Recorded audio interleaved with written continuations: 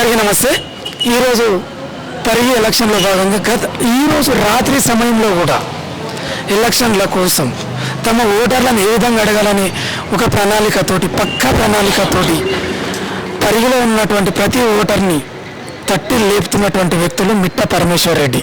ఇంతకుముందు గతంలో కూడా ఎంపీ ఎలక్షన్లు జరుగుతున్నప్పుడు తను ముందుండి ఇన్ఛార్జిగా బాధ్యత వహించకూడంగా ఓట్లను కలిసినటువంటి సందర్భం.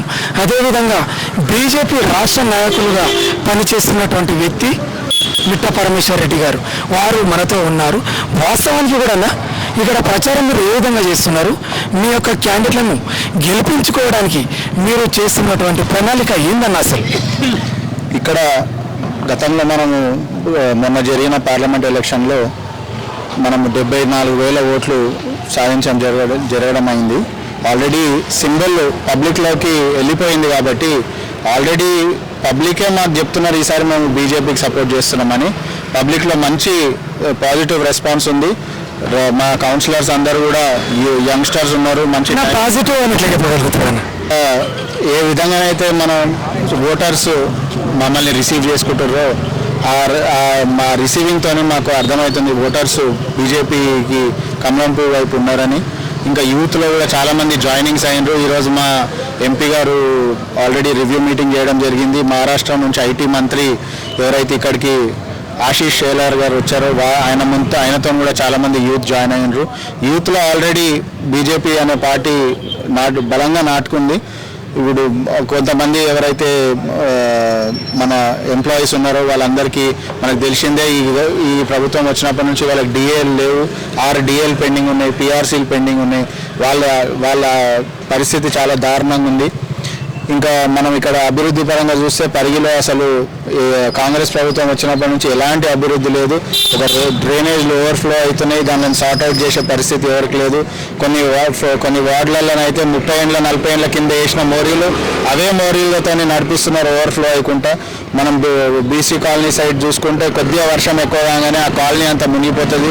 ప్రతి సంవత్సరం వర్షం వచ్చినప్పుడల్లా మహేష్ రెడ్డి గారు ఉన్నప్పుడు కానివ్వండి, హరీశ్వర్ రెడ్డి గారు ఉన్నప్పుడు కానివ్వండి, గతంలో రామ్మోహన్ రెడ్డి గారు కూడా చేశారు, ఇప్పుడు కూడా చేస్తున్నారు. ఎలాంటి అభివృద్ధి లేదు అవతల కాలనీస్లో. ఈసారి మా ఎంపీ గారు అందరు కౌన్సిలర్స్కి ప్రామిస్ చేశారు, ఎవరెవరైతే వార్డులలో కౌన్సిలర్స్ని గెలిపించుకొని కౌన్సిలర్స్ గెలిచి వస్తారో వాళ్ళకి ఎంపీ గారి నిధుల నుంచి 10 లక్షల రూపాయలు డెవలప్మెంట్ ఫండ్ ఇస్తామని. చైర్మన్ అభ్యర్థిని అందరూ పరిగి మొత్తము కాషాయం కమలం పువ్వుకి ఆశీర్వదించి చైర్మన్ అభ్యర్థిని గెలిపించుకొని చైర్మన్ గెలిస్తే 100 కోట్ల రూపాయలు నరేంద్ర మోడీ గారి దగ్గర నుంచి పరిగికి తీసుకొస్తామని చెప్పి ప్రామిస్ చేశారు ఎంపీ గారు. కాబట్టి మేమందరము జనాలు ఆల్రెడీ సిద్ధంగా ఉన్నారు. మాది ఆల్రెడీ 2-3 రౌండ్లది డోర్ టు డోర్ ఆల్రెడీ అయిపోయింది. ఈరోజు మినిస్టర్ గారు ఎంపీ గారు రివ్యూ చేసిన తర్వాత ఇంకా ఉత్సాహంగా మా క్యాండిడేట్స్ అందరూ ప్రజల్లోకి వెళ్ళడానికి సిద్ధంగా ఉన్నారు. ఇంకా వేరే వింత సమస్యలు ఉన్నాయి. ఇక్కడ పరిగిలో గంజాయి ప్రాబ్లం ఉంది. ఆ గంజాయి ప్రాబ్లం అనేది బీజేపీని గెలిపిస్తే కంప్లీట్గా పరిగి నుంచి నిర్మూలిస్తామని చెప్పి మేము అందరము ప్రామిస్ చేస్తున్నాము. ఈ సమస్యని ఇంకా ముందు కూడా మేము గంజాయి అనేది పరిగిలో ఎవరైతే లీడర్స్ దాన్ని ఎంకరేజ్ చేస్తున్నారో వాళ్ళకు కూడా మేము వార్నింగ్ ఇస్తున్నాము, ఇది బంద్ చేయాలని చెప్పి. కాషాయం పార్టీ ఒకవేళ ఇక్కడ అధికారంలోకి వస్తే మాత్రం దాన్ని కంప్లీట్గా బంద్ చేస్తామని మేము ప్రామిస్ చేస్తున్నాం. సార్, గంజాయి అంటే ఒక ఆలోచన వచ్చింది. గంజాయి మీద మీరు కంప్లైంట్ కానీ మొన్న ఇవ్వచ్చు కదా చట్టం ప్రకారం?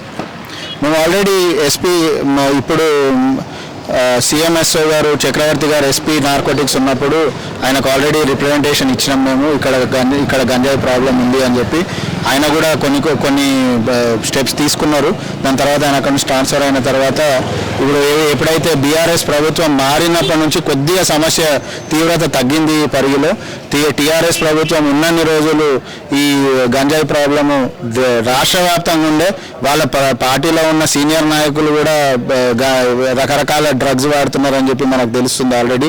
కాబట్టి బీఆర్ఎస్ పార్టీకి ఇంకోటి నేను ప్రజలను కోరుతున్నది ఒకటే, బీఆర్ఎస్ పార్టీకి ఓటేసి ఓటు వేస్ట్ చేసుకోవద్దు అని చెప్పి నేను అందరినీ కోరుతున్నాను. ఎందుకంటే వాళ్ళు రాష్ట్రంలో లేరు, కేంద్రంలో లేరు, ఒక రూపాయి తెచ్చిచ్చే పరిస్థితిలో వాళ్ళు లేరు. కాంగ్రెస్ ప్రభుత్వం మనం రేవంత్ రెడ్డి గారే చెప్తున్నారు, మేము ఎక్కడికి పోయినా చెప్పులు ఎత్తుకపోనికి వస్తున్నారు అనుకుంటున్నారు, మా దగ్గర రూపాయి లేదు అని చెప్పి సీఎం గారే డైరెక్ట్గా చెప్తున్నారు. కాబట్టి ఇక వచ్చినప్పటి నుంచి మనం 2 ఏళ్ల నుంచి వాళ్ళతో పడుతున్న అవస్థలు మనకు తెలుసు. కాబట్టి మనం కంపల్సరీ ఈసారి ఇంకో విషయం ఏంటంటే కాంగ్రెస్ అధికారంలో ఉండి కూడా ఇక్కడ ఒక చైర్మన్ అభ్యర్థిని డిక్లేర్ చేసుకోలేని పరిస్థితిలో ఉన్నారు. ఎందుకు అంటే చైర్మన్ అభ్యర్థిని ఒక ముస్లింని డిక్లేర్ చేయాలనే ఆలోచన ఉంది. ముస్లింని డిక్లేర్ చేస్తే హిందూ ఓట్ అంతా పక్కకి జరుగుతుందని ఆ ఒక్క విషయంలోనే ఇక్కడ రామ్మోహన్ రెడ్డి గారు చైర్మన్ క్యాండిడేట్ని డిక్లేర్ చేయలేదు. హిందువులందరూ ఇది గమనించాలా. మనం గాన మళ్ళీ ఒకసారి కాంగ్రెస్కి ఆల్రెడీ సీఎం గారు అన్నట్టు ముస్లిం అంటే కాంగ్రెస్, కాంగ్రెస్ అంటే ముస్లిం అని ఏదైతే మొన్న ఎలక్షన్లో జూబ్లీస్ ఎలక్షన్లో చెప్పారో అది గుర్తుపెట్టుకోవాలా. లేదంటే మన అన్ని వార్డులలో రకరకాల యానిమల్స్ని కోసి మనకి ఇబ్బంది కలిగిస్తారు వాళ్ళు. చైర్మన్ అభ్యర్థి ముస్లిం ఉన్నాడు కాబట్టి వాళ్ళు డిక్లేర్ చేస్తలేరు. కాబట్టి హిందువులందరూ ఒకటయ్యి బీజేపీ పార్టీని గెలిపించాలని చెప్పి నేను కోరుతున్నాను. సార్ ఇంకొక విషయం, 2 పార్టీల నుంచి ఉపయోగం లేదంటున్నారు. ఒకవేళ మీ పార్టీ వస్తే ఎలాంటి ఉపయోగం ఉండొచ్చు? ఆల్రెడీ మేము ఎంపీ గారు ప్రెస్ మీట్ పెట్టి విశ్వేశ్వరరెడ్డి గారు క్లియర్గా చెప్పారు. ఇప్పుడు ఆల్రెడీ ఏదైతే ఫండ్ గ్రామాలలో కానివ్వండి, పట్టణాలలో కానివ్వండి వస్తున్నది ఎవరు ఫండ్? నరేంద్ర మోడీ గారు ఇస్తున్న ఫండే వస్తున్నది. అది కాకుండా అడిషనల్గా కౌన్సిలర్స్ ఎవరెవరైతే ఏ వార్డులో గెలుస్తారో ప్రతి వార్డుకి ఎంపీ ల్యాడ్స్ నుంచి 10 లక్షల రూపాయలు ఎంపీ నిధుల నుంచి కేటాయిస్తామని చెప్పి ఎంపీ గారు హామీ ఇచ్చారు.